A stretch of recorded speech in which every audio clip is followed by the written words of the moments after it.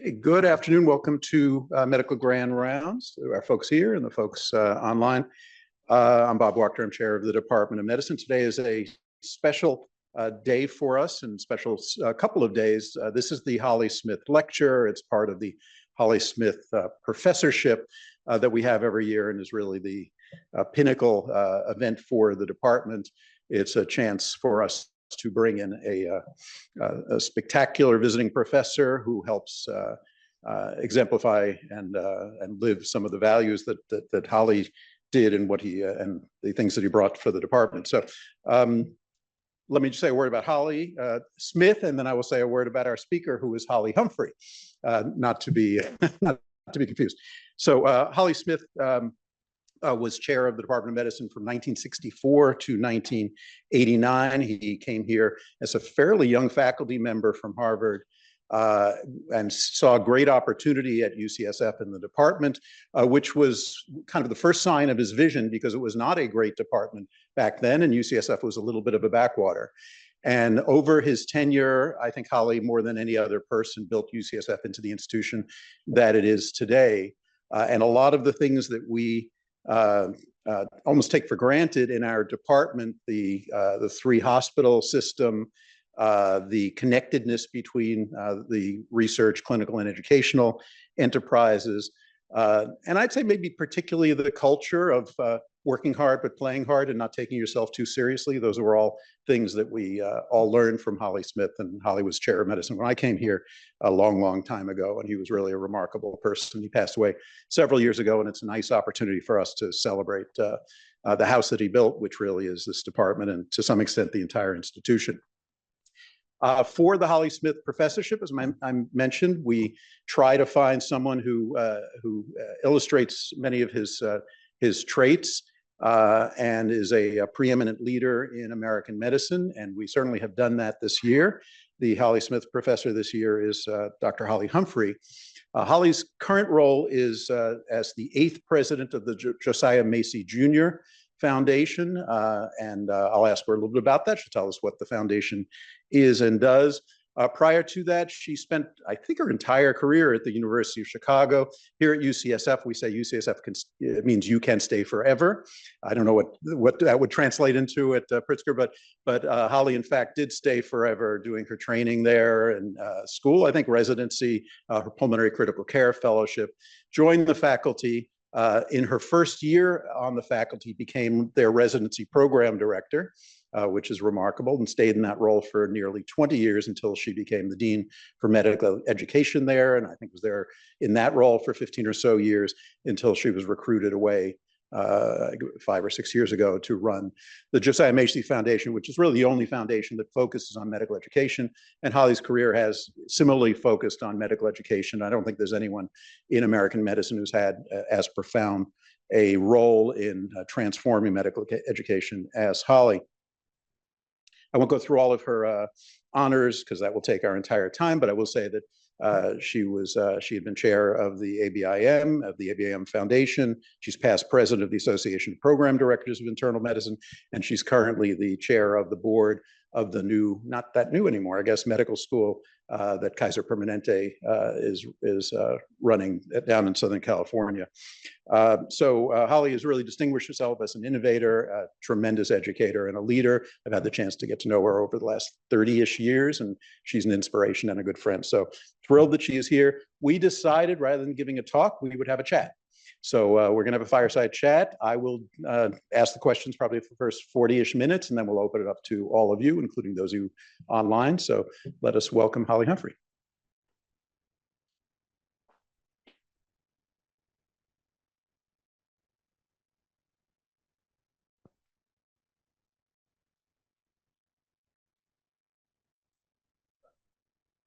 You've been here for a day or so. How's it going so far? Great. Bob, I have to just thank you, first of all, for inviting me to Paradise, because I've spent my entire career, I grew up in Wisconsin, spent my entire career, as you just said, at the University of Chicago, and am now commuting between Chicago and New York City. I don't get to see landscape like you have here. It really is paradise. It's gorgeous landscape. But beyond the landscape, you are just surrounded by and filled with exceptional people. So thank you for inviting me and giving me the chance to spend some time with some of your all-stars. Great. Well, there are many of them. Thank you. Let's start at the beginning. What got you interested in medical education? I think the thing that got me interested in medical education was being a student, a resident, and most importantly, a chief resident, because it was during my year as a chief resident that I discovered firsthand that I was deeply concerned about the care of our patients and simultaneously the care of our residents. And it was at that intersection that I discovered, even though I didn't exactly know it then, I discovered what would be the fuel for my entire career, the intersection of caring for the patients while simultaneously caring very deeply for the residents who were in our residency program. Now, I think I got this right. You finished your chief residency and they asked you to be the program director. That's correct. So that would be Yes. illegal today. Yeah, yeah, it was illegal then too. What made your chair think that you had the skill and the experience to run a program that probably had 120 residents and had a budget? And you know, chief resident, you learn to do the schedules and you learn a fair amount of stuff, but that's a pretty big step. Well, I can't speak for the person who asked me to do that. I can tell you that person, Dr. Arthur Rubenstein, is the most important mentor I have had over the course of my career. Again, I don't know what led him to ask me, but I do remember what I was going through because I had already started my pulmonary critical care fellowship, then went back, did a year as chief resident, and I was going back to finish my pulmonary critical care fellowship. And the research I had done in pulmonary critical care was focused on ARDS. I very much enjoyed it, and I enjoyed the people who I was working with. But it was the passion that I felt for medical education that perhaps he picked up on. I certainly knew it intellectually because I had to defend that career decision over and over again when my colleagues in pulmonary critical care and my other faculty member colleagues at the University of Chicago were telling me I was making a very big mistake with my career. To not be a researcher? Yes, to not be a researcher and to have a traditional, you know, background and pedigree in subspecialty medicine, and to focus on medical education. So I had to defend that decision very early on, and I had to deal with the noise that was coming in about the mistake I was making. Interestingly to me, normally I would take that kind of feedback pretty seriously to the point where I might make a different decision, but it did not cause me to even second guess that decision. And I think it is because I felt so strongly about that intersection of the care of the patients and the care of the residents. And, you know, quite honestly, it was during my chief residency that I started asking the questions of why do we train residents this way? You know, my job was to organize Morning Report and to organize our residency core conferences. And half the time, the residents in the audience at both Morning Report and at our conferences were asleep. And I thought, this can't be the best way to train the next generation of doctors. So I felt energized by questions like that and the opportunity to make things better for the next generation. Said Arthur was the most important mentor that you had. What did you learn from him and what did you take from him? Well, that is the subject of an entire lecture. And in fact, I wrote a book about it. I edited a book on mentoring in academic medicine. I dedicated the book to him. And I have a chapter at the end of the book with just a few of the lessons. I think maybe there are 12 lessons in the chapter, so I won't take the time to go through all of them. But what I can tell you is that Arthur Rubenstein became for me a lifelong mentor of one's development as a person and as a professional. So I first met him when I was a single medical student. I was his chief resident when I was a newly married chief resident, and he became an advisor about, first of all, where to do a residency, how to make those kinds of choices, how to navigate my chief residency. And then by the time I was a program director and his faculty member, I was not only a married member of his faculty, but the mother of 3 young children. And all along the way, he guided my personal and my professional decision-making. He definitely put me in situations of leadership that both challenged me, but he was there to support and guide me. And I have many, many examples of that. I want to just give you some credit here for how you honor Holly Smith, because there are so many similarities. I've read about Holly Smith. I never had the privilege of meeting Holly Smith, but I've read about him and I saw your interview with him. And as I listened to the lessons from Holly Smith, they're very similar to the lessons I learned from Arthur Rubenstein. Tell us about being a mother of 3 kids in that era, and as you navigated that, what you thought needed to change in medicine about being a woman and having family in medicine, and how that change has evolved over the last 30 years or so. Yeah, I would say that that combination was the single most difficult part of my entire career, trying to manage that and navigate that balance. Meaning I wanted to be very present as a mother. My husband was a co-resident and an incredible supporter of me. It's probably the single biggest reason I was able to have a career, was the support that I had and continue to have from my husband. And you know what, for me, it was all hands on deck. I had so much support from my mother, my sister, other members of my family. When my husband and I were both on call, my mother would come from Wisconsin, 2 hours away, and spend the weekend, helping care for our children. Arthur Rubenstein was an incredible supporter. I think he could see what I was going through trying to manage a residency program and manage motherhood. And he put in place a lot of support in terms of the flexibility that I had in my schedule.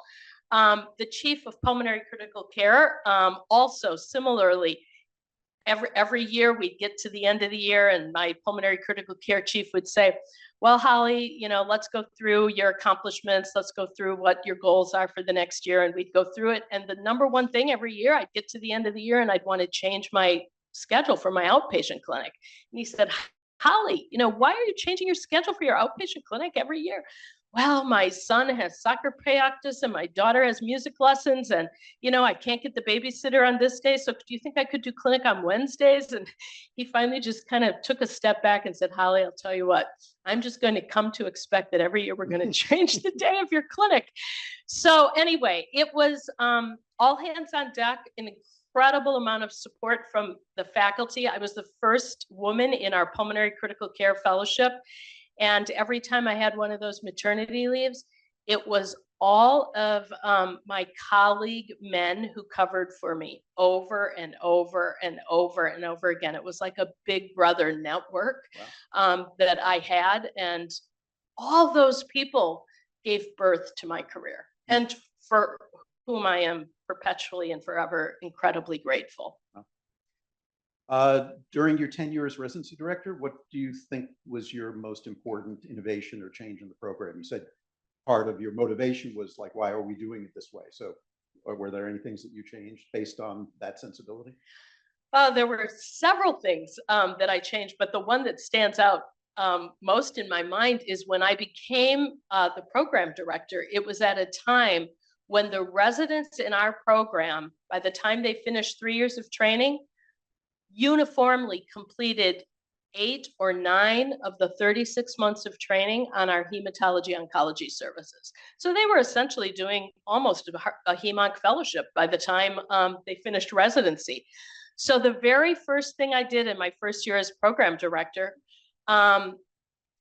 is I learned to make our hospital president my best friend.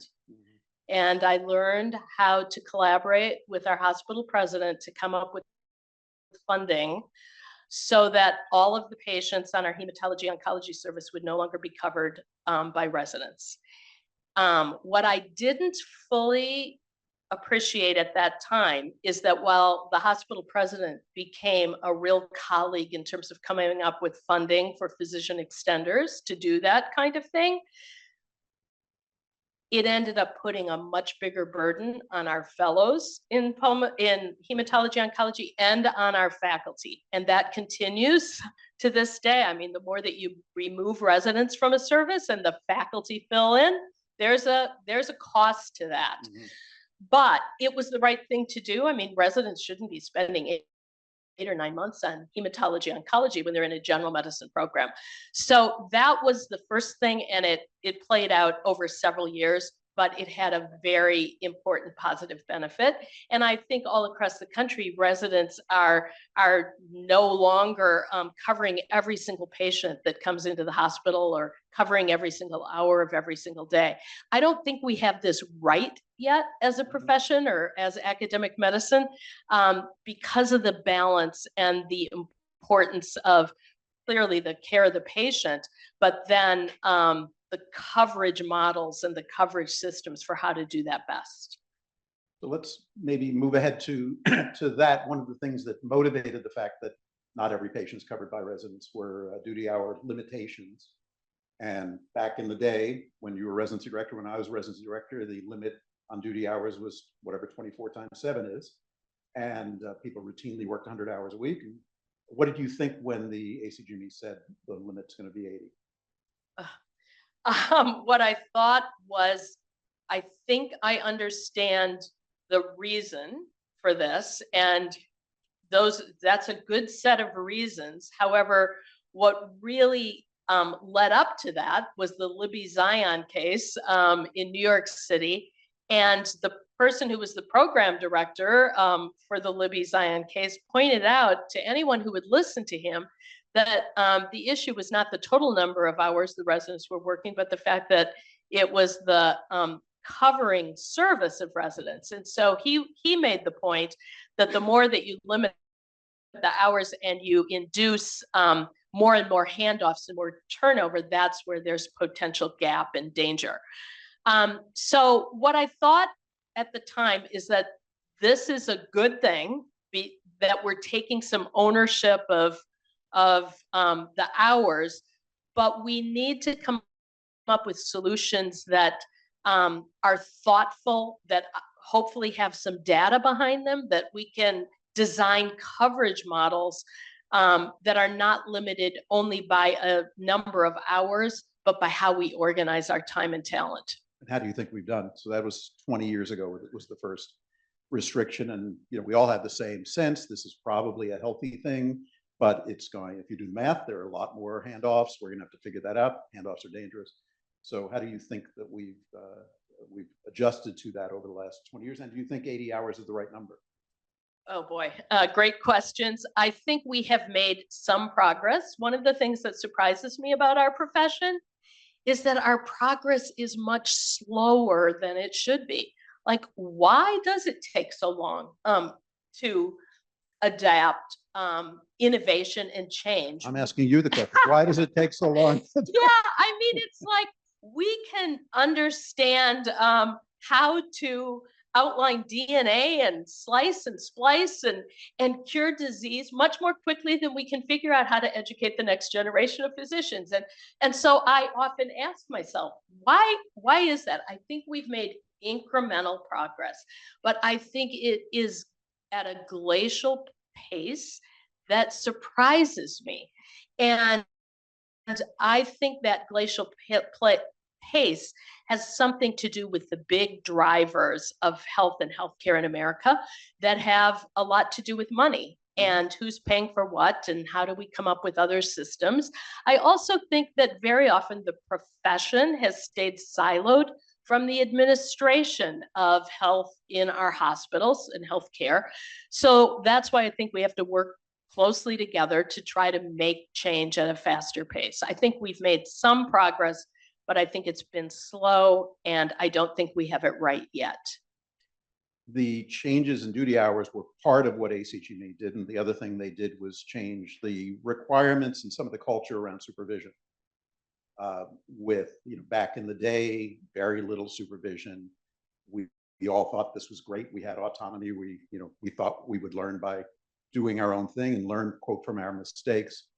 And the culture has shifted. The amount of supervision now is much greater than it was. On our service now, the resident team basically almost always rounds with the attending. And one of my colleagues, Sumant Ranju, I think it was a Chicago resident, wrote an article a few years ago where he said, I have become the attending that I would have hated when I was a resident because of the amount of, in some ways, micromanagement. Do you think we've got, is that balance healthier than the balance that you had when you were a residency director? And do you think we've got this sort of supervision versus autonomy balance correct today?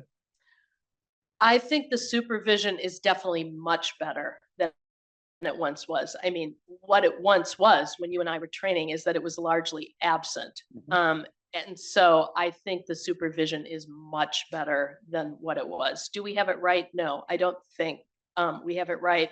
And primarily the reason I think we don't have it right is because there are so many incentives in the system for the attending physician to become the micromanager, which no one likes. Most importantly, the attending physician.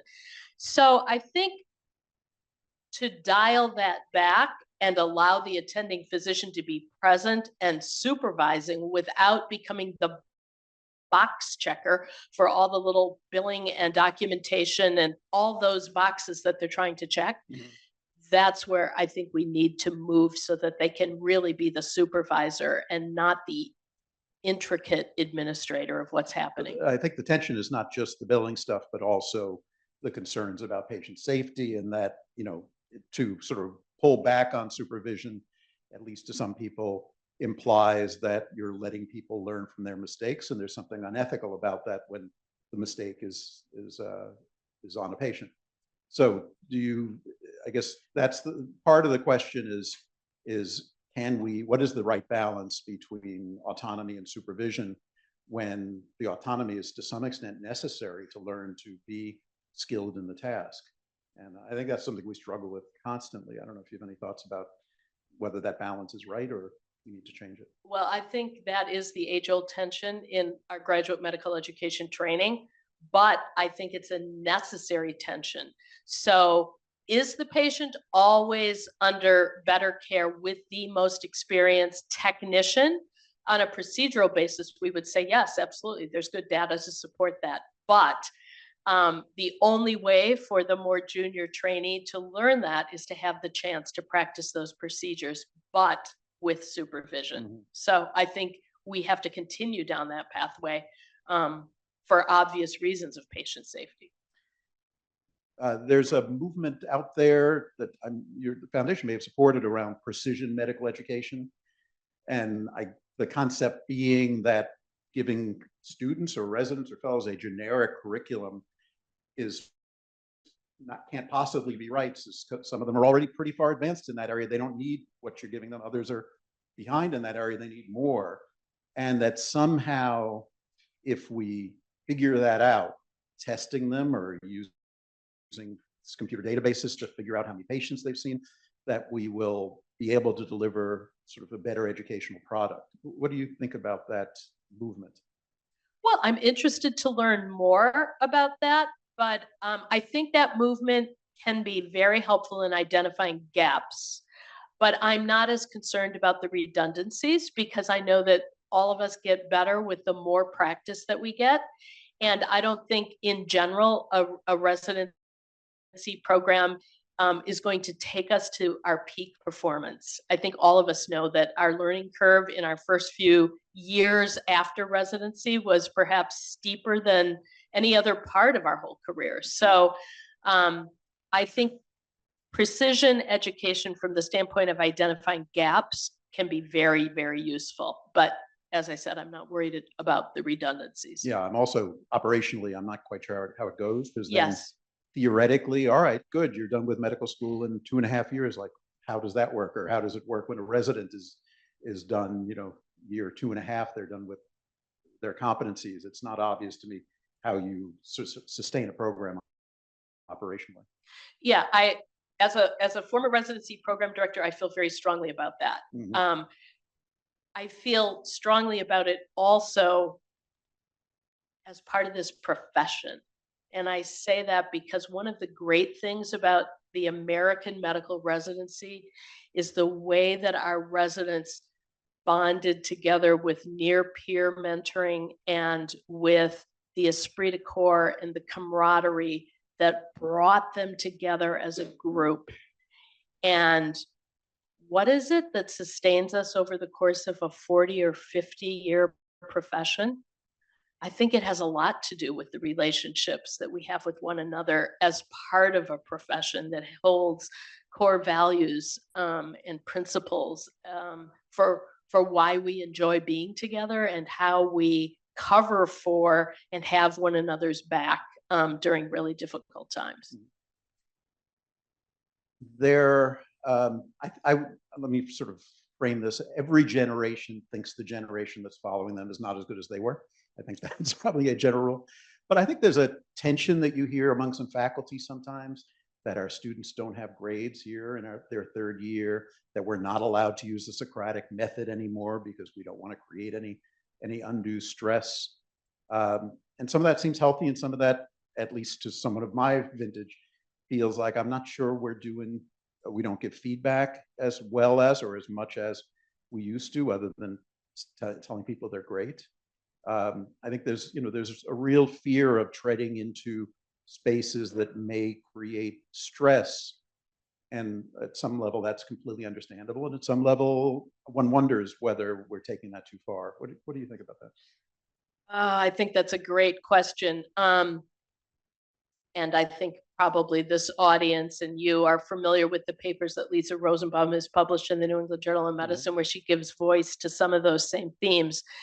I would say a few things. First, I personally have found one of the keys to my success, any success that I enjoyed as a program director or as a dean for medical education, there were some seeds planted from the learner, from the student, and from the resident. So you have to really be open and willing to listen and learn from the students and the residents, because they have a lot to teach us if we're willing to learn.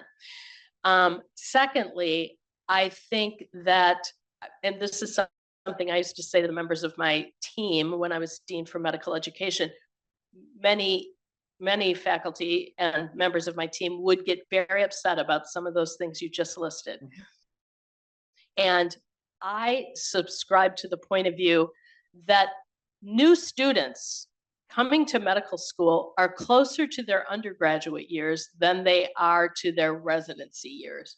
And it's like a developmental process, like the baby who doesn't yet have the neural pathways to sit up unassisted. So the developmental pathway from first year medical student to graduating medical student to resident needs time. It needs incubation time. But you cannot divorce yourself from the real development of their knowledge and skills. And that's where feedback does come in. And feedback given in a way that develops the skills. So how do we do that in a way that doesn't feel like gaslighting or doesn't feel like shutting down the skill development? Is, I think, by taking a developmental approach, multi-source approach, and a growth mindset, which is hard but not impossible. And I think the more that all of us as faculty can line up around that and use that in our day-to-day practice, perhaps it addresses some of those issues. At Chicago, did you have grades in the med students?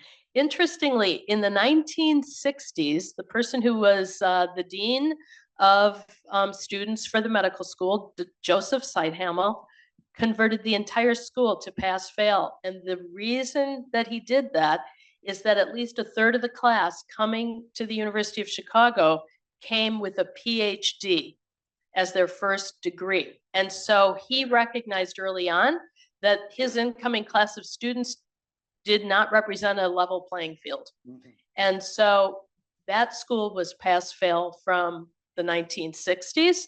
And there were honors grades in the third-year clerkships, but apart from that, it was all pass-fail. One of the things that you've focused on a lot in your career is, I guess, what we would today call DEI, although even that term is under assault, as we talked about at the board meeting last week.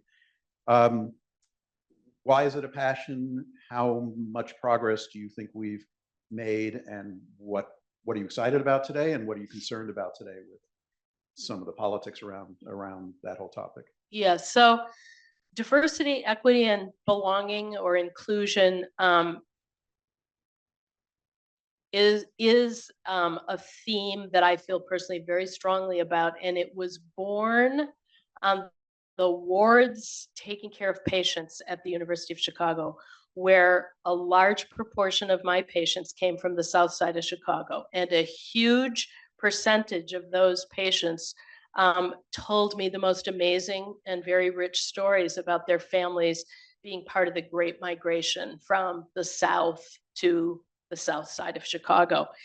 And I had come to my medical education experience at the University of Chicago from rural Wisconsin.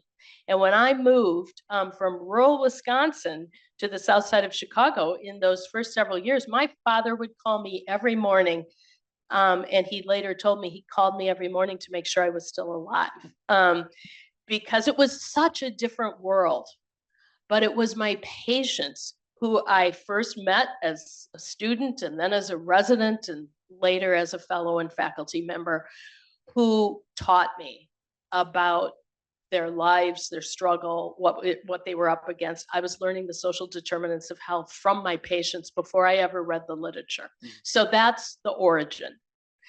I had so many firsthand examples of students and residents who we recruited who were from groups historically underrepresented in medicine, who I saw firsthand the impact they had on members of our staff, whether that's nursing staff, environmental services staff, and very importantly on our patients. And so it was through those direct experiences that really motivated my passion in that area. And before we saw the data on race or ethnic concordance with patient care, I had seen the anecdotes firsthand.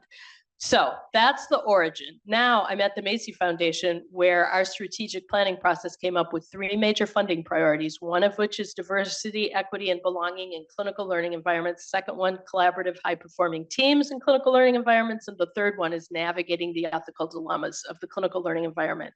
But it's that first one that has garnered the most number of applications, the most number of convenings and conferences. And it's the one that is being attacked because of I think the polarized political situation that we're currently living through in America, and the way in which diversity, equity, and belonging has been weaponized into something political, when for me, it's very much at the heart of patient care and very much at the heart of preparing the next generation of physicians. Yeah, I didn't mention I'm on Holly's board for the Macy Foundation, and we've had discussions of people who said, I can't take this grant in my state that has that label, and can we relabel it something else? It's really remarkable. That's pretty new. I don't think, did you hear anything like that a year or two ago? Or I first became aware that our funding priority of diversity, equity, and belonging was under attack when the Do No Harm group tweeted that the Macy Foundation was a far left-leaning organization, and that we were supporting lowering the standards for admission to medical school and lowering the standards for graduation to medical school. That's when I first felt under attack. And I convened a number of groups to advise us on how we should respond to that, because I went into those experiences feeling as if, come on, there must be some common ground. Don't we all agree on patient care? Don't we all agree on the need for a more diverse society, needs a more diverse physician population? And shockingly to me, the advice I got from a lot of national experts was, Holly, do not try to find common ground. It does not exist. So that really gave me pause to think that we really can't find common ground. The second major message I got came primarily from affinity groups representing those underrepresented in medicine who were passionate, asking us to lean into that priority area because they saw so many other organizations backing away from it. And then the third area is the one that you're referencing. So the Macy Foundation has sponsored a series of Catalyst Awards to transform graduate medical education. In fact, Larissa Thomas at your institution has one of those grants. And one of the grants that came out of that process is in the state of Texas. And the grantee let us know that she needed to change the title of her grant, and she needed to change the grant description to remove all the diversity, equity, and belonging language. We are continuing to support that grant, but we are kind of on pins and needles waiting to see if she's really going to be able to carry out the project in the way that it had been described, which was to train the residents across the institution in the principles of oppression, social justice, diversity, equity, and belonging. And we're waiting to see. People struggle sometimes with career choices and making big transitions. So you had been an academic leader at Chicago for years, 30-ish years, 25 years. And you get called to look at this job running the Macy Foundation. So what made you decide to say yes? Oh, there were several things. First of all, when I was the program director, I had a secret hope that I could be a program director for life. Like, I kind of had hoped I could just like stay behind the curtain, and if no one looked, maybe I could be a program director for life. That's how much I loved that job. Okay. When I was asked by the dean to consider being the dean for medical education, I actually turned it down 3 times. And I went very, very reluctantly to the dean's office. I tried to convince him how badly I wanted to continue being the program director. Mm-hmm. And in that series of conversations, he said 2 things to me that that changed my mind. One thing was, Holly, at that time there were 125 medical schools in the country. Holly, there are 125 schools in the country. Is there any other school in the country that you'd like to be the dean for medical education at, other than this one, the one that you graduated from? And I said, no, there's no other place I'd want to be. And the second thing he said is, Holly, I can tell how much you love this job being the program director. But did it ever occur to you that the longer you stay as program director, you are blocking the chance for one of your former chief residents to be the program director? Wow, that's nasty. I wouldn't do that. What do you think about that as a line of argument? My gosh. You know what? Once he inserted that into my brain, I couldn't get it out. Oh, wow. I couldn't get it out. So he took advantage of how good-hearted you are, that this is an act of beneficence to open up the job for somebody else. Well, I have to tell you, I went to the dean's office with tears. I went very reluctantly. And it took me about 3 years before I fell in love again. And I fell in love with being the dean for medical education. And then I was so in love with that job, I secretly hoped I could be the dean for medical education for life. And then someone said to you, someone else needs an opportunity to be the dean for education. No, what happened is I had been at the Macy Foundation. I'd been invited to give a big lecture at the Macy Foundation. I went, I gave the lecture, and the person who was the president, George Thibault, said he had announced several months earlier that he was retiring. and that I should consider doing this job. And, I just went to give a lecture. I wasn't thinking about that. But then I thought about that. And I thought, I've been the Dean for Medical Education for 15 years. I've got such an incredible team who I've built and recruited here. Any one of them could be a fantastic Dean for Medical Education. And then I looked at the Macy Foundation presidents, and they had all been presidents for at least a decade or 2 decades. And I did the math, Bob, and I was aware I was running out of decades. Yep. So the combination of giving someone else an opportunity to do a job that I absolutely loved and knowing I was running out of decades is how I ended up going to the Macy Foundation. So you now lead the foundation that really the only foundation that focuses on medical education. I assume it's a lot of fun giving people money as opposed to begging for it. What about the job is harder than you thought it would be? And by the way, the foundation has its corporate offices are in a spectacular brownstone on Central Park, and the whole thing is seems like a very sweet gig. So what's hard about it? Well, the thing that was so attractive to me about the Macy Foundation is that it is the only national foundation that focuses on improving the health of the public by improving the education of the next generation of healthcare professionals. And it's the only one. So I was running out of decades. I wanted to give somebody else a chance, but here was a mission that was so closely aligned to my entire career. So what's harder about it? Giving away money. That it turns out to be really hard, harder than you would expect, mainly because so many good ideas come across the transom. But because we're small to medium size, we stay very close to our funding priorities and do not deviate from them. And there's far more need in the world than we have money to fund. So that turns out to be harder.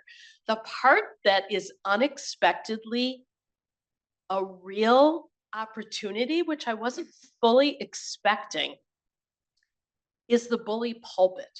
And the bully pulpit, I have a lot more freedom to say what I really think.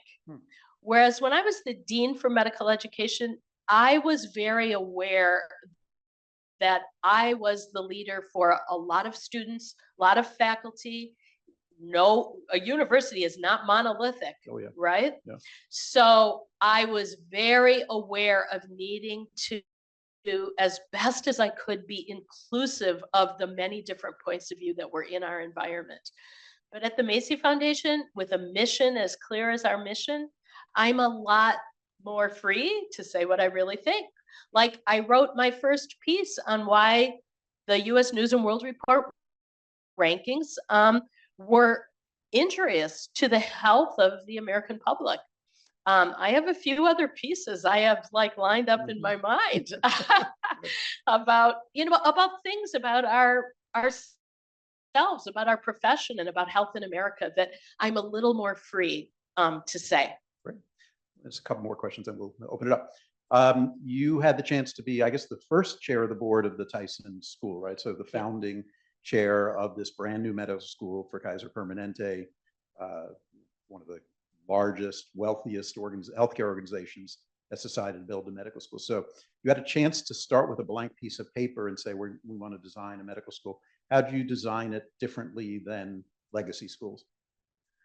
Yeah, well, so it was a former student and resident of mine who asked me if I'd be willing to be on the board because she at that time was the CEO of Kaiser Permanente, the Permanente Medical Group in Oregon, Portland, Oregon. And so I agreed to do it precisely for that reason. I'd been in the hallowed halls of an ancient institution for a very long time. And I wondered, if you had a blank slate, what would you do differently? And there are a lot of things that they've done differently that are really appealing, but they all lead back to one very powerful lever, and that's money. This is an incredibly well-resourced school. So what is done differently? For the first 5 classes, no tuition and a living stipend. So finances are taken off the table for medical school applicants. That's huge.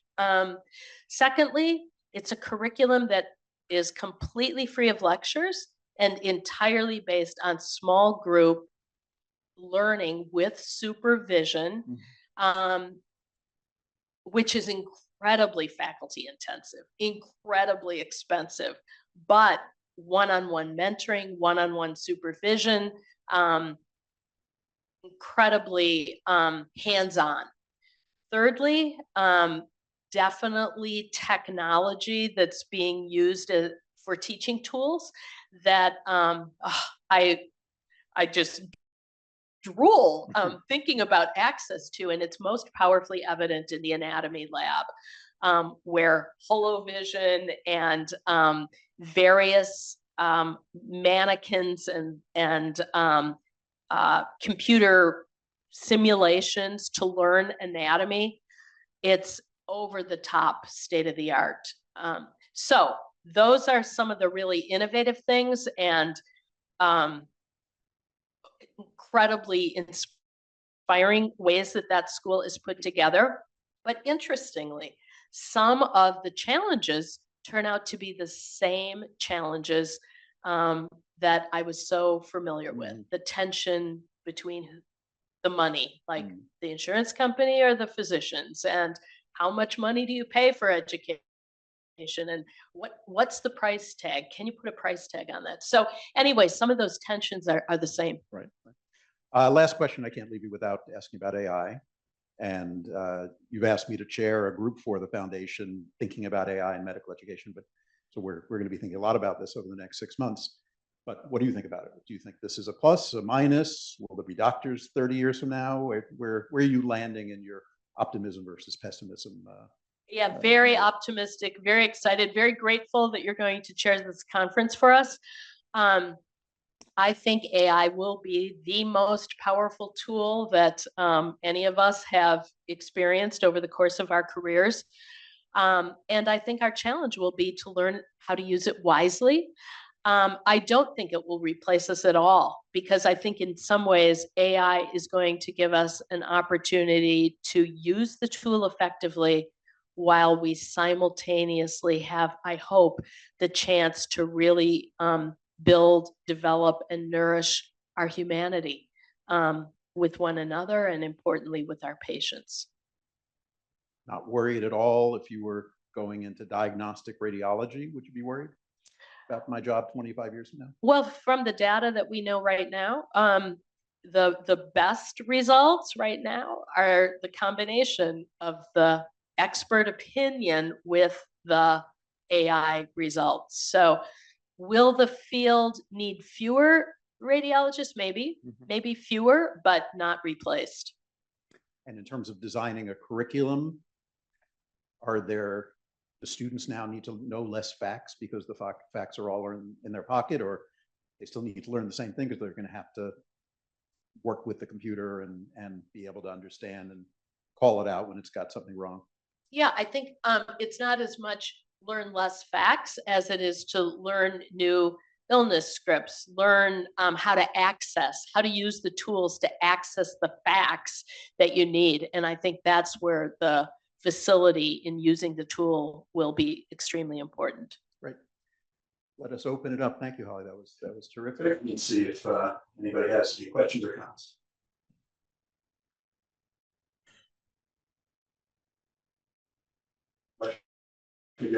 Yes, there's about 100 people watching online.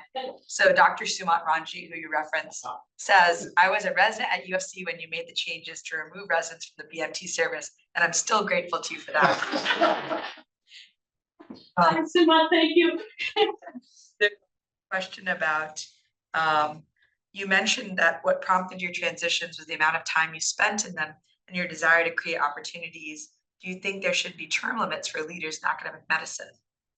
Yeah, great question. I know people have written about that. I think that is a really important idea that we should be actively debating and thinking about as a profession. I personally do not believe in absolute time limits for a whole bunch of reasons, but perhaps the most powerful example of the day is the one for whom this lecture is named, Holly Smith. The impact that he had, not only here, but on American medicine broadly, goes way beyond this campus. And when you have a leader like Holly Smith, those leaders don't come by that easily or that often. And he had a skill set that isn't easily taught. So I would feel worried about an artificial time limit when you're in the company of a leader like Holly Smith. But should there be ways to check in and reevaluate on a regular basis? Absolutely, yes. Others? Yeah. When you're talking to say who you are. Joe Hyatt, resident intern, when you're talking about resetting the residency and taking people off 9 months of HEMONC, you mentioned you felt there are still that we weren't at a place we needed to be in terms of understanding the balance of coverage by residents versus other providers. I'm wondering what you're thinking about when you're thinking about when you mentioned room for improvement. Yeah, the room for improvement, I think a lot about related to the demands on faculty. Over the course of my career, I've seen those demands really escalate. So faculty are generally in their faculty positions because they are not only teaching, but they're doing scholarly work. They're doing a lot of clinical care. And the more that we look for faculty to fill in bigger and bigger gaps, I think it takes away from the other parts of their faculty work. So getting that balance right, I think is key.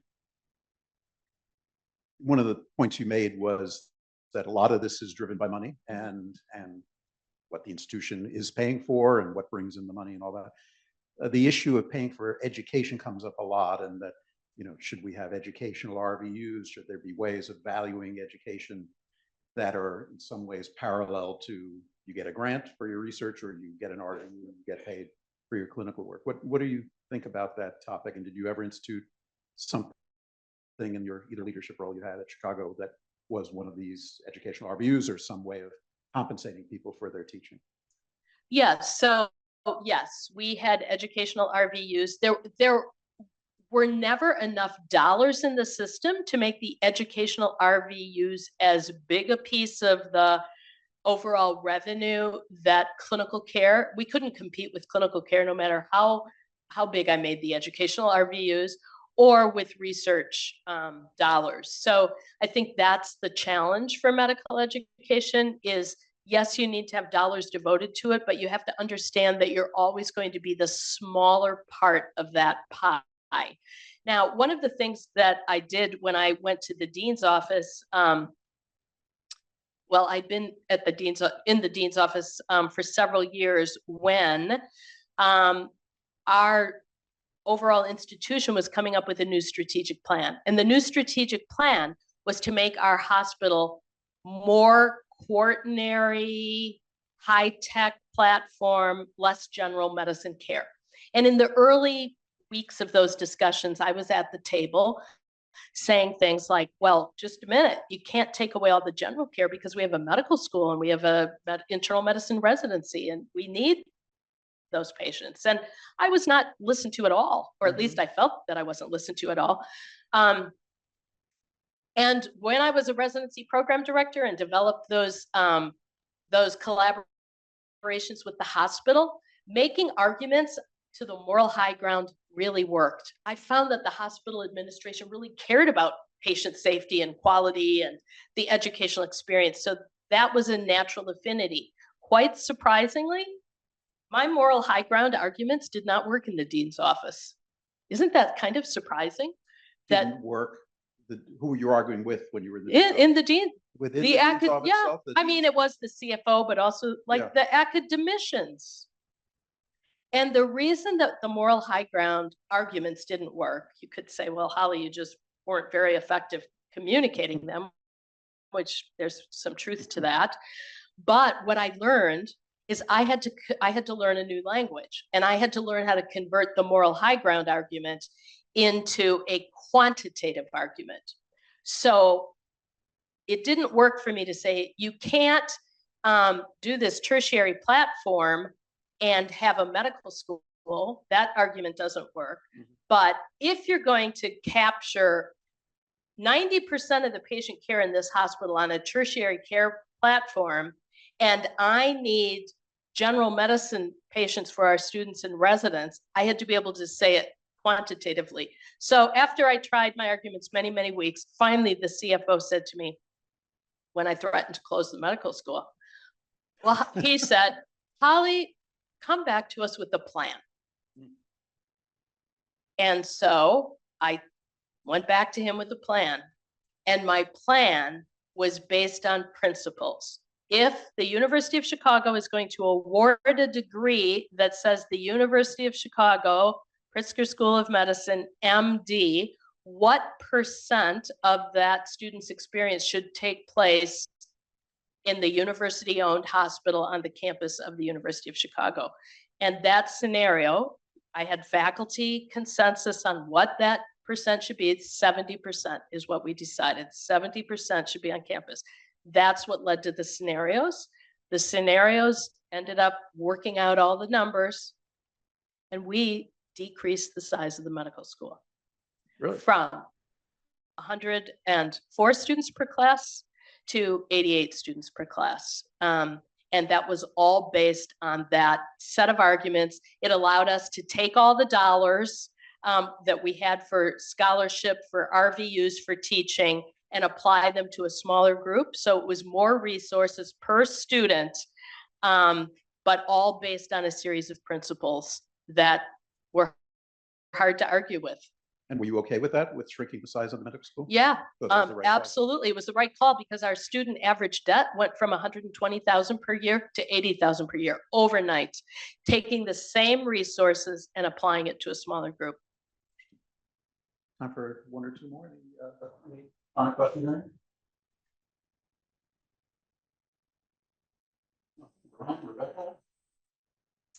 I have like a million questions So for you, just but I be know we're proud. gonna have lunch afterwards. But I'm Rebecca Berman. I'm the residency program director. One question I have, just going back to the educational RVU question, 'cause this is a question that comes up a lot, is a worry of if we pay folks for teaching, how do you also have the part of the teaching that's just kind of part of everybody's job? And how do you, what is the way that you used what sounds like a finite amount of resources to really amplify those who are doing extra? Yeah, that's a great question. And when we started out with our educational RVUs, the dean with whom I was working at that time said we had a full-time faculty system. So every single faculty member who has an appointment at the University of Chicago, I pay their full salary. I, the dean, pay their full salary. I'm going to expect that 20% of their time is devoted to the overall educational mission of the institution. That helped me a lot because that covered a lot of education. Over time, the 20% eroded to like 5%, but that 5% still helped me. And then the other dollars that I had could pay for very specific roles. It's not that different than what we have. I mean, we've not done the, you gave a lecture, here's $27 thing. There's sort of an expectation that I think is sort of built into the salary structure of some amount of education. And then when people hit some number above that 10% or 20%, we think that should be a funded role. So it's hard to know, every time you struggle with this, it's like, where does the money come from? It doesn't, none of the educational thing brings in any dollars. And so you've got to pull it from some other pot, mostly clinical revenue. So it's a very, very tricky thing to get right. Yeah, it is a very, very tricky thing to get right. And I would strongly urge you to stay away from paying for every lecture, paying for every admissions committee meeting. And just slippery slope is slippery slope. Yeah. Yeah. And I think it also erodes that esprit de corps and camaraderie of the whole department. I think unless anybody burning, Lakshmi, anything else online? Let us call it a day. Holly, thank you so much. That was wonderful. And thank you for being with us. Thank you.